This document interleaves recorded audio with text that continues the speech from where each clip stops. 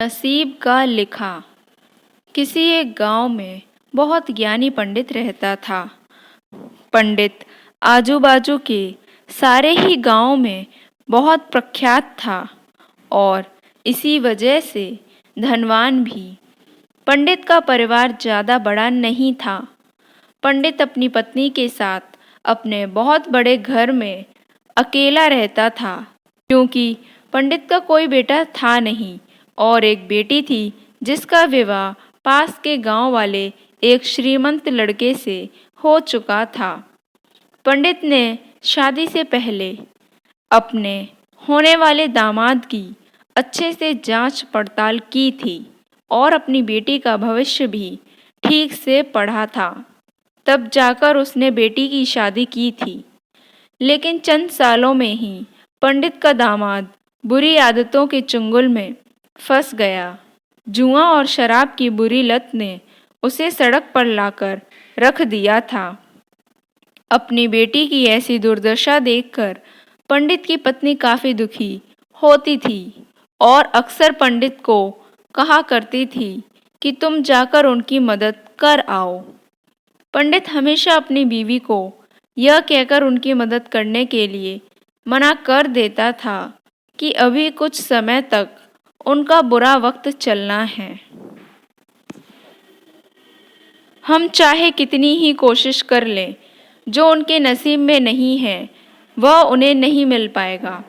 पंडित की ऐसे बातों से उसकी पत्नी काफ़ी दुखी हो जाया करती थी और मन ही मन सोचती थी कि ऐसा स्वार्थी पिता है, अपनी बेटी को इतने कष्टों में देखकर भी उसकी मदद करने के लिए मना करता है। आखिर भगवान ने जो इतना सारा धन धान्य दिया है उसका क्या करेंगे। हमें कोई और औलाद भी तो नहीं है, ले देकर एक यही बेटी है और उसके लिए भी कुछ नहीं करेंगे तो किसके लिए करेंगे। पंडित ऐसा नहीं सोचता था। ऐसा नहीं है कि पंडित अपनी पुत्री से प्रेम नहीं करता था, लेकिन उसने अपनी पुत्री की कुंडली इतने अच्छे से पढ़ी थी और वह यह पहले से ही जानता था कि वह चाहे किसी भी लड़के से शादी करती, लेकिन उसके जीवन में यह समय आने वाला ही था और बिना इसे भुगते उसको छुटकारा नहीं मिलने वाला था। एक दिन खाने पीने के लिए भी मोहताज हो चुके थे। पंडित की बेटी और दामाद उसके घर पर आए। पंडित ने और उसकी बीवी ने दोनों का खूब आदर सत्कार किया और खूब अच्छा खाना खिलाया। बेटी और दामाद की पंडित से सहायता मांगने की हिम्मत ना हुई, इसलिए वह बिना बोले ही वापस अपने घर को लौटने लगे। लेकिन माँ तो माँ होती है।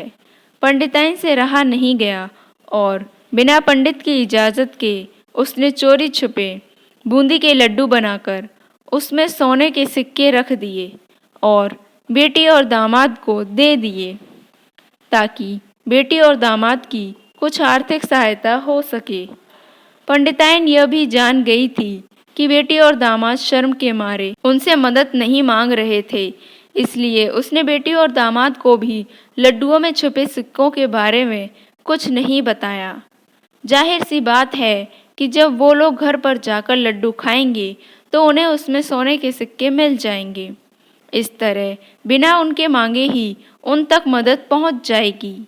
सोचकर पंडिताइन मन ही मन अपनी बेटी की मदद करने के लिए खुश होने लगी। पंडित के दामाद और बेटी उन दोनों का आशीर्वाद लेकर अपने घर की तरफ रवाना हो गए। उन दिनों गाड़ियां तो होती नहीं थीं, घोड़ा गाड़ी या बैलगाड़ियां चलती थीं। पैसे ना होते तो और चीज़ों की लेन देन से भी व्यापार होता था। बेटी और दामाद का गांव पंडित के घर से कोसों दूर था, फिर भी पैसों की कमी के चलते वह चलकर अपने गांव की तरफ निकल पड़े। थोड़े दूर ही चले थे कि पंडित की बेटी के पैर में मोच आ गई और अब उसको चलना भी मुश्किल हो गया।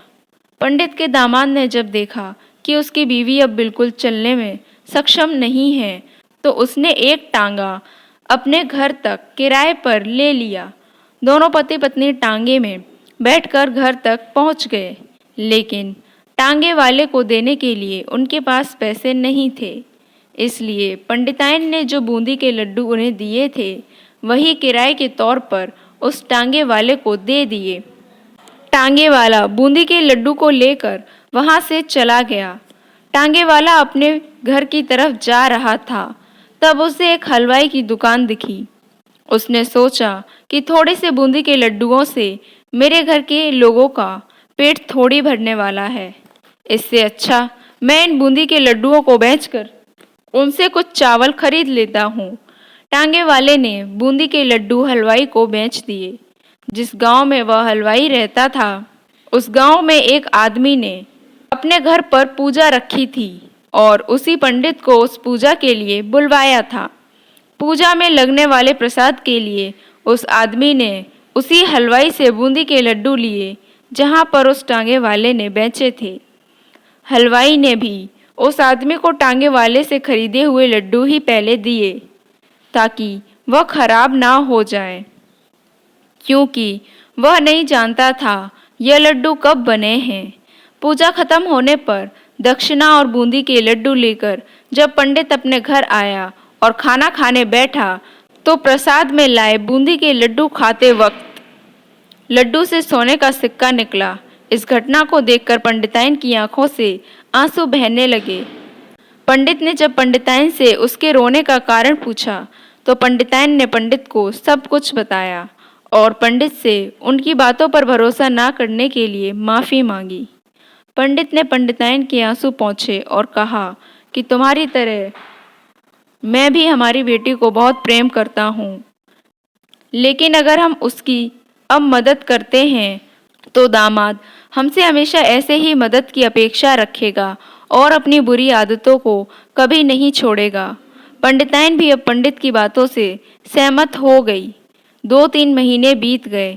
पंडित के दामाद और बेटी फिर से एक बार उसके घर आए और इस बार उनकी परिस्थिति पहले से बेहतर थी, क्योंकि पिछली बार खाली हाथ जाने के बाद दामाद ने नया काम शुरू किया था और अपनी सारी बुरी आदतें भी छोड़ दी थी। दोस्तों, नसीब का लिखा कभी नहीं बदलता।